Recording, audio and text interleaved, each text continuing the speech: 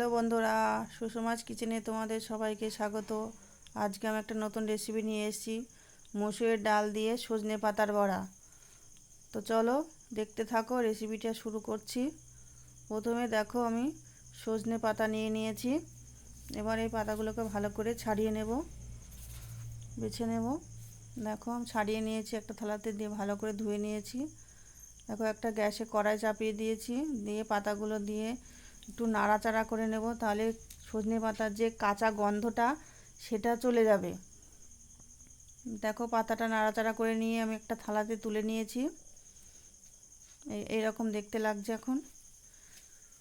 দেখো আমি মসুরির ডাল আধ ঘন্টা আগে ভিজিয়ে রেখেছিলাম। এবার সজনের পাতা আর মসুরির ডালটা বেটে নেব। চলো দেখো আমি এবার এটা শিলনোড়াতে বেটে নেব। শিলনোড়া নিয়ে নিয়েছি।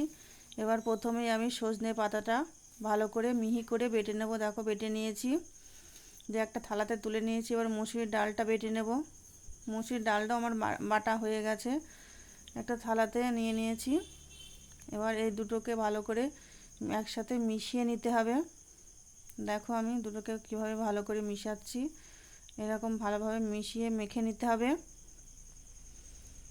তারপরে আমি এক এক করে দেখো কাঁচা লঙ্কা কুচি আর আদা কুচি দিয়ে দিলাম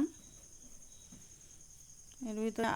এবার দেব পেঁয়াজ রসুন কুচি করে রেখেছিলাম। এবার দেখো দিয়ে দিলাম পেঁয়াজ আর রসুন কুচি। এবার আমি এতে দিয়ে দেব হলুদ গুঁড়ো। হলুদ গুঁড়ো দিয়ে দিলাম দেখো। এবার আমি স্বাদ মতো লবণ দিয়ে দেব। হাফ চামচ জিরে গুঁড়ো ধনে গুঁড়ো দিয়ে দিয়েছি। দেখো ভালো করে মেখে নিয়েছি। এবার একটা কড়াইতে আমি সর্ষের তেল গরম করতে দিয়েছি। আমি বড়াগুলো সর্ষের তেলে ভেজে নেব। দেখো তেল গরম হয়ে গেছে, এবার আমি বড়াগুলো ভাজতে দিয়ে দিলাম। আমি অল্প অল্প করে দুবার করে ভেজে নেব। প্রথমে অল্প ভাজবো, তারপরে আবার কতগুলো দেব।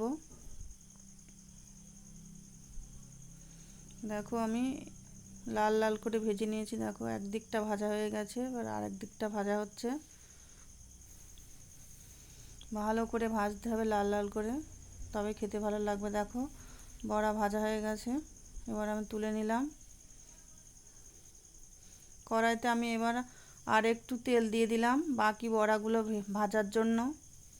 দেখো তেল গরম হয়ে গেছে, এবার বড়াগুলো ভাজতে দিয়ে দিলাম। সব বড়াগুলো দেখো দেওয়া হয়ে গেছে। এবার এদিক ওদিক করে লাল লাল করে ভেজে নিতে হবে আগের মতন করেই।